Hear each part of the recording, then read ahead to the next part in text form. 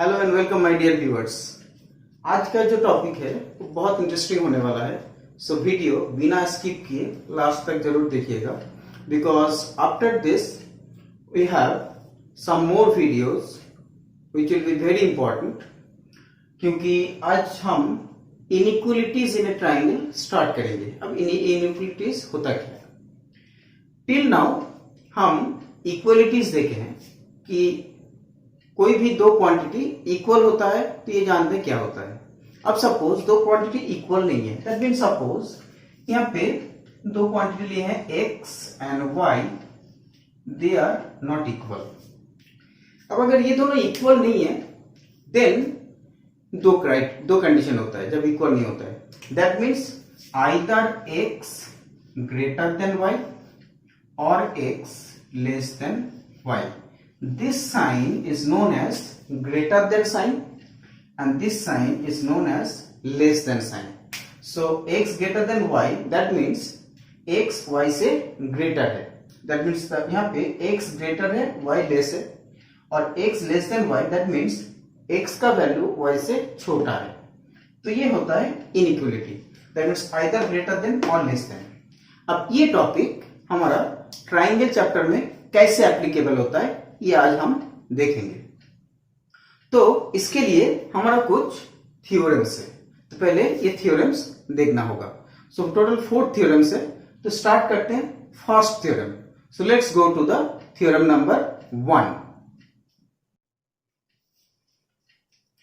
First theorem that is theorem 7.6। इसका statement पहले देख लेते हैं। If two sides of a triangle are unequal then the angle opposite to the longer side is longer, that is the angle opposite to the larger side is larger. That means एक triangle है जिसमें two sides are unequal. So suppose यहाँ पे scaling triangle ही consider करेंगे जब भी prove करने जाएंगे, बिकॉज कोई भी थ्योरम अगर स्केलिंग ट्राइंगल के लिए होल्ड्स कर जाता है देन वो आइसोसेलेस और इक्विलैटरल ये दोनों के लिए भी होल्ड हो जाएगा। So that's why we always consider scaling triangle. So यहाँ पे एबी से एक ट्राइंगल लिए है। अब इसमें मान लेते हैं let A C greater than A B, इसको मान लेते हैं। तो फर्स्ट गिवन में ही यही लिख लेते हैं, तो गिवन में लिख लेते हैं given A C greater than A B.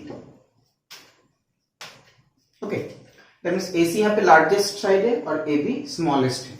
Then prove क्या करना है, angle opposite to larger side is larger. So यहाँ पे AC के ऑपोजिट में है एंगल B और AB के ऑपोजिट में है एंगल C। सो हमें प्रूव करना है angle opposite to larger side that is angle B greater than angle C, इसको प्रूव करना है। सो RTP हो गया, required to prove angle B greater than angle C। ये हो गया गिवन एंड RTP। अब यहाँ पे कंस्ट्रक्शन लगेगा, विदाउट कंस्ट्रक्शन इस प्रूफ हम नहीं कर सकते इसको। तो पहले जब AC AB से ग्रेटर है दैट मींस AC से हम AB को इक्वेट करके कुछ लाइन सेगमेंट यहाँ पे काट सकते हैं। सपोज यहाँ पे एक पॉइंट ले लेते हैं, suppose this point is D। So that means from AC cut AD equal to AB, ये लेंथ और ये लेंथ इक्वल ले लिए, ज्वाइन BD। सो कंस्ट्रक्शन लिख लेते हैं। From AC cut AD equal to AB, join BD। ये हो गया हमारा कंस्ट्रक्शन। अब आते हैं proof.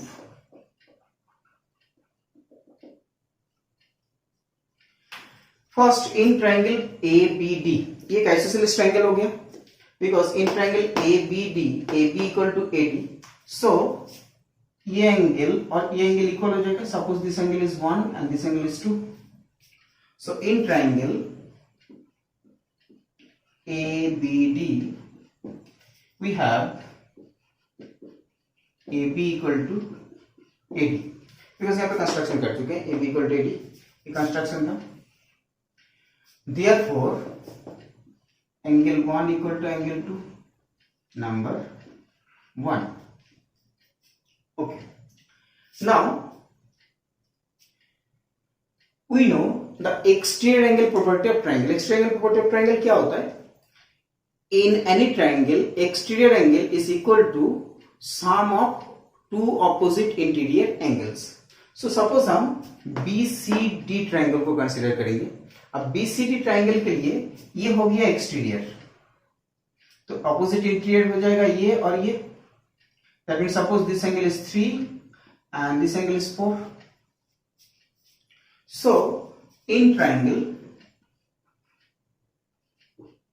BCD we have angle 2 equal to angle 3 plus angle 4.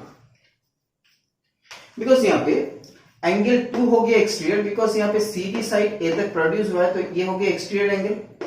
और ऑपोजिट इंटीरियर मींस ये और ये, that is 3 and 4. So angle 2 equal to angle 3 plus angle 4. Now suppose right hand side से हम कोई भी एंगल को हटा देंगे. सपोज एंगल 3 को हटा दें यहां से, अगर रिमूव करते तो ये इक्वल नहीं रहेगा. दैट मींस डेफिनेटली ये लेफ्ट साइड ग्रेटर हो जाएगा, क्योंकि सपोज 5 इक्वल टू 3 प्लस 2 होता है.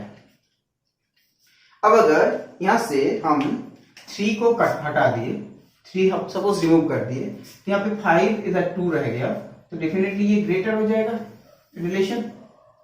सेम यहाँ पे भी है, angle 2 equal to angle 3 plus angle 4. Suppose यहां से हम एंगल 3 को रिमूव कर देते हैं.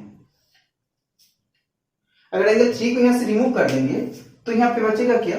so यहाँ पे डायरेक्टली लिख सकते हैं there this implies angle 2 greater than angle 4, क्योंकि ग्रेटर हो जाएगा, यहाँ पे सेम कंसेप्ट लगेगा. सो यहाँ पे हो गया angle 2 greater than angle 4 implies. अब from 1 we have angle 1 and angle 2 equal. So angle 2 के जगह एंगल 1 रिप्लेस कर सकते हैं. सो इस एंगल 2 के जगह हम एंगल 1 रिप्लेस कर सकते हैं. This mean this implies angle 1 greater than angle 4. This is from 1 और इसको मार्क कर दिए नंबर 2.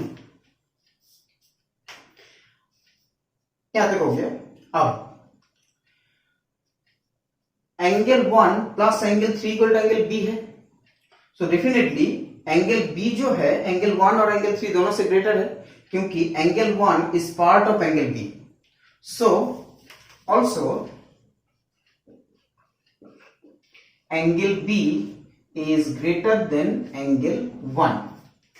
अब इसको नंबर 3 मार्क कर लेते हैं. अब 2 और 3 कंबाइन करेंगे. 3 में क्या है? Angle be greater than angle 1 और 2 में है angle 1 greater than angle 4. So combining 2 and 3 और from 2 and 3, from 2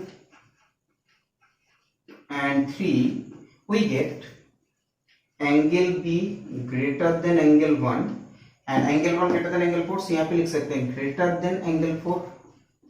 So angle B greater than angle 1 greater than angle 4.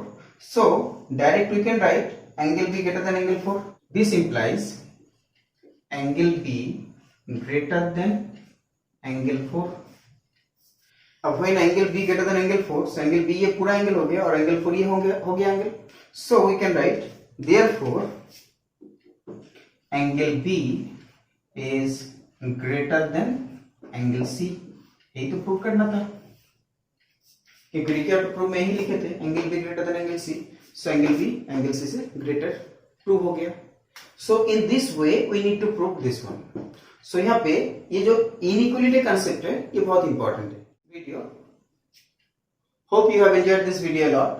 If you enjoy this, please subscribe to my channel and click on the bell icon for the upcoming notifications. And don't forget to like this video and share this video. Share this as much as possible with your friends and family members so that उन सबका भी कुछ help हो जाए. So मिलते हैं next video में second property के साथ. तब तक के लिए बाय बाय.